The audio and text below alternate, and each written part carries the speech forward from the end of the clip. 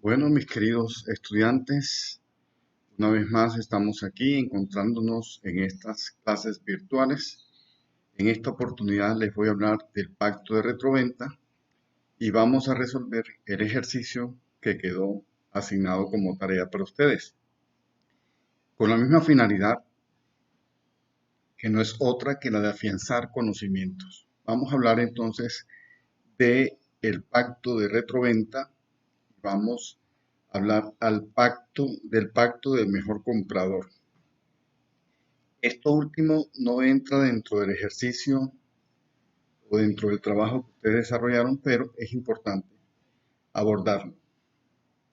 Bien, empezamos entonces con el pacto de retroventa y empezamos a resolver los cuestionarios que quedaron.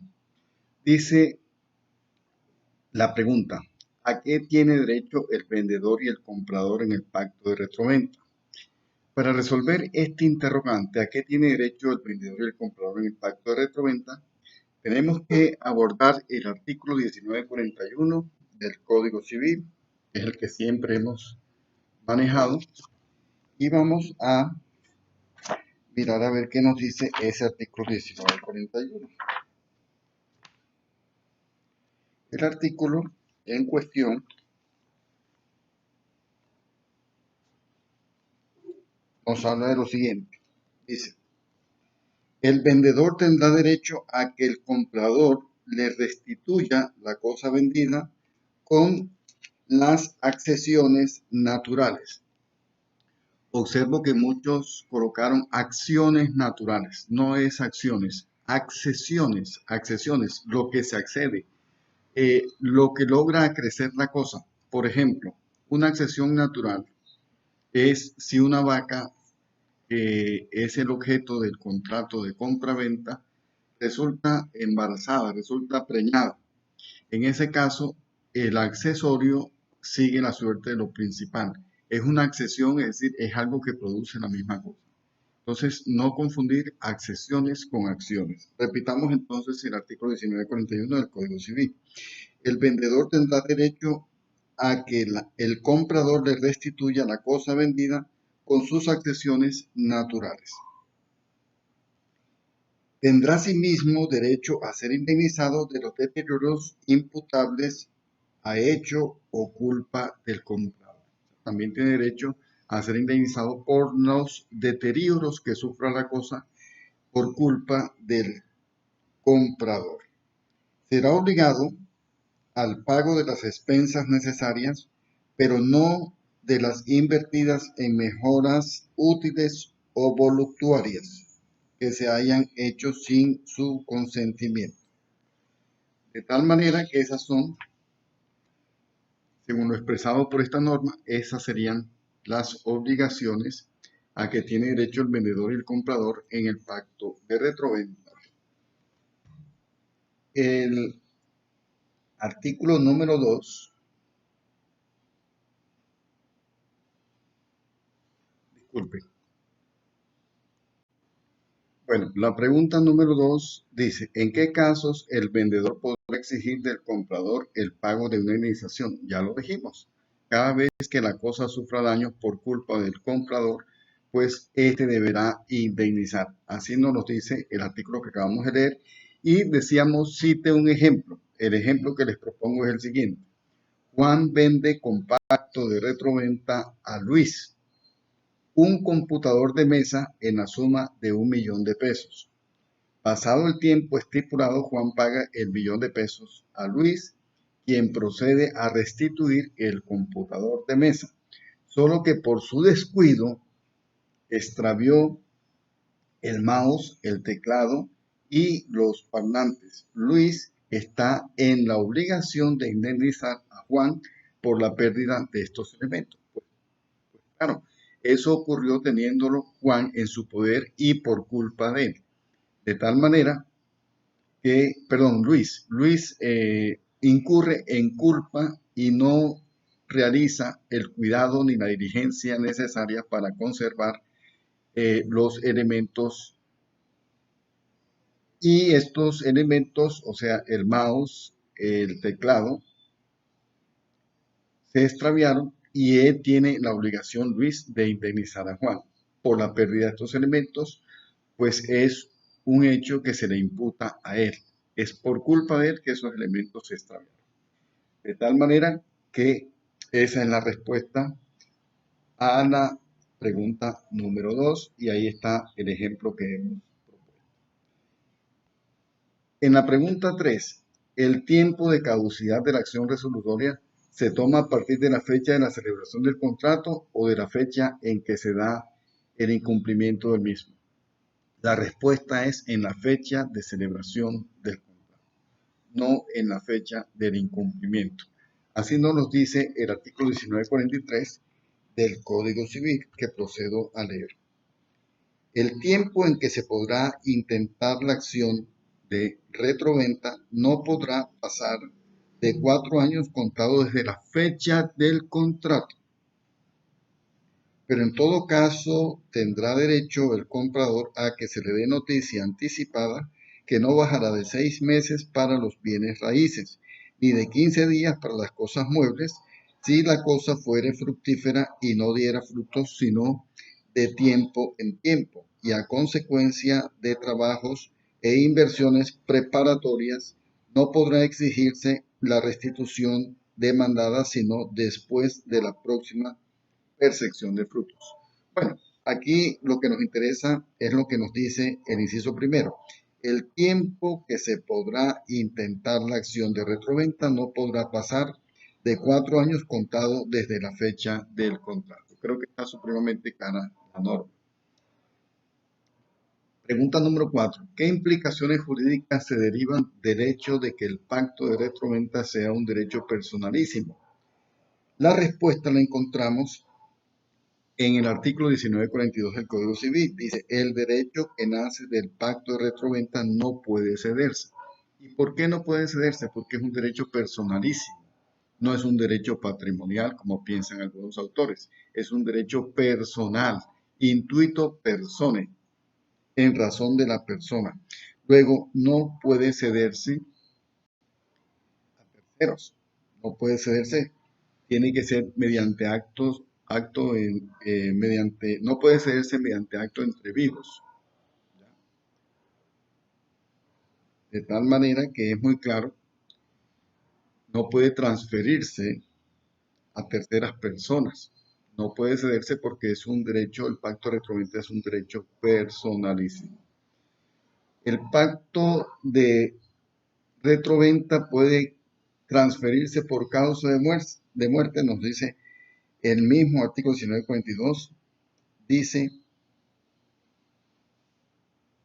el derecho que nace del pacto de retroventa no puede cederse ni transferirse. Es que no puede entenderse que si una persona muere, se transfiere el derecho. No, los herederos entran como tratándose del mismo patrimonio del causante. Entonces no puede decirse que se cedió ese patrimonio. No, sigue siendo el mismo patrimonio del causante, luego no se puede decir que se cedió o se transfirió por causa de muerte.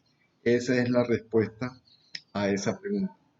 El pacto de retroventa puede transferirse por causa de muerte, entonces no se transfiere por causa de muerte porque se supone que son los mismos, es el mismo patrimonio, solo que se cambia del causante a los herederos. ¿Cuáles son los efectos del pacto de retroventa frente a terceros de buena fe? Eso está explicado en el artículo 1940 del Código Civil, en cuyo texto se dice, el pacto de retroventa en sus efectos contra terceros se sujeta a lo dispuesto en el artículo 1547 y 1548 del Código Civil. Lo vamos a leer enseguida. 1547 y 1548. Les adelanto que no opera frente a terceros poseedores de buena fe, pero vamos a dejar que sea el código el que lo explique. Dice el artículo 1547 del Código Civil, si el que debe una cosa mueble a plazo o bajo condición suspensiva o resolutoria, la enajena no habrá derecho de reivindicación contra terceros poseedores de buena fe. No hay derecho a reivindicar la cosa frente a terceros poseedores de buena fe. Nos lo dice expresamente la norma citada. Pasamos entonces al artículo 1548 del Código Civil, que expresa lo siguiente. Si el que debe un inmueble bajo condición lo enajena o lo grava con hipoteca o servidumbre, no podrá resolverse la enajenación o gravamen, sino cuando la condición constaba en el título respectivo inscrito u otorgado en escritura pública. Entonces, ahí se complementan las normas. Digamos que esta norma del pacto de retroventa no se puede reivindicar la cosa frente a poseedores de buena fe. Bueno, saliéndonos un poco del trabajo, vamos a ver por último otro acto accesorio al contrato de venta, como es el pacto de mejor comprador, que se encuentra regulado en el artículo 1944 y 1945 del Código Civil. Vamos a leerlo porque es ya para terminar el tema de los pactos accesorios en el contrato de compra-venta. 1944. Dice, capítulo 12, de otros pactos accesorios al contrato de venta. Artículo 1944 del Código Civil, en cuyo tenor se expresa: si se pacta que presentándose dentro de cierto tiempo, que no podrá pasar de un año, persona que mejora la compra, se resuelva el contrato, se cumplirá lo pactado a menos que el comprador o la persona a quien se hubiera enajenado la cosa se allane a mejorar en los mismos términos la compra. La disposición del artículo 1490 se aplica al presente contrato. Resuelto el contrato, tendrá lugar las prestaciones mutuas, como en el caso del pacto de retroventa. Otros pactos. El artículo 1945 dice, pueden agregarse al contrato de venta cualesquiera otros pactos accesorios lícitos y se regirán por las reglas generales de los contratos. Bien, hablemos entonces del mejor comprador. Se estipula un plazo que no podrá exceder de un año para que en caso de que aparezca un tercero ofreciendo un mejor precio por la cosa, el contrato se resuelva. ¿Qué características tiene este contrato de retracto, como también llaman algunos autores? Dice, es una obligación sometida a plazo, un plazo que no podrá exceder de un año, pero sí se podrá pactar un plazo inferior de un año, si así lo tienen a bien las partes. Entonces, es una obligación sometida a un plazo, el cual podrá ser inferior a un año, pero nunca ser mayor de ese plazo.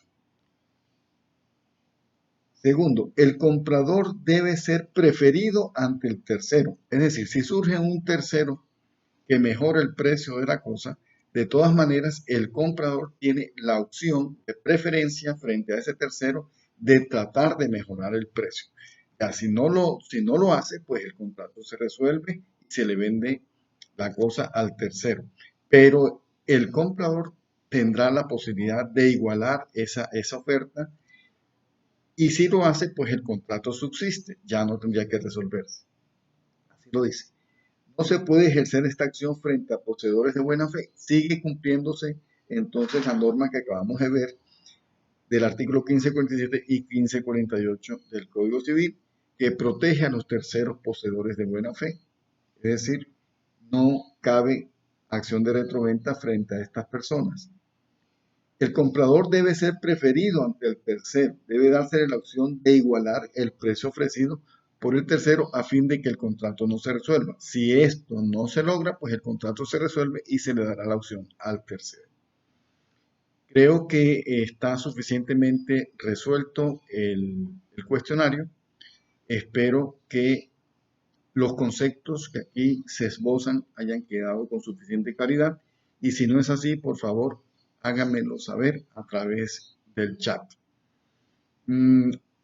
Volvemos otra vez a lo que ya es costumbre, al mensaje alusivo a esta crisis, pero con el ánimo de estimularlos y de que enfrentemos con la mejor actitud esta crisis sanitaria por la que atravesamos. Tenemos entonces que el mensaje para hoy es el siguiente.